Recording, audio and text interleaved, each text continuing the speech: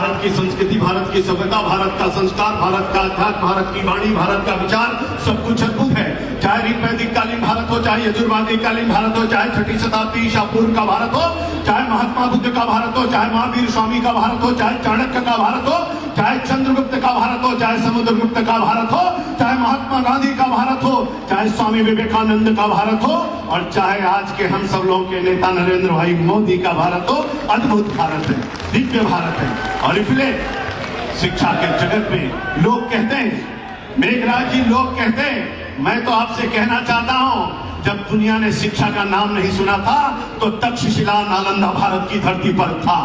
दुनिया से जाके पूछो, ऑक्सफोर्ड यूनिवर्सिटी में पूछो, जापान में पूछो, जर्मनी में पूछो, रसिया में पूछो, चाइना में पूछो कि जीरो की खोज किसने की, तो हर कोई कहेगा भारत की तरफ इशारा करेगा, भारत ने किया।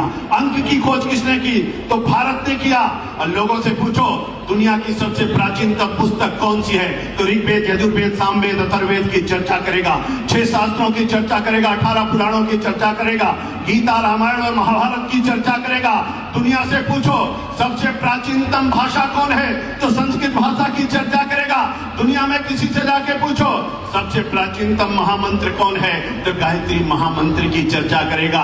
दुनिया में किसी से जाकर के पूछो, कहीं पर भी पूछो, कौन सी नदी ऐसी है जिसका पानी नहीं सूखता, जिसमें कीड़े नहीं पड़ते, तो गंगा मैया का नाम लेगा। दुनिया में किसी से पूछो सबसे बड़ा मेला कहाँ होता है, तो तीर्थराज प्रयाग का कुंभ की चर्चा करेगा। अरे मित्रों, मेरा भारत तो बहुत अद्भुत है, दिव्य है।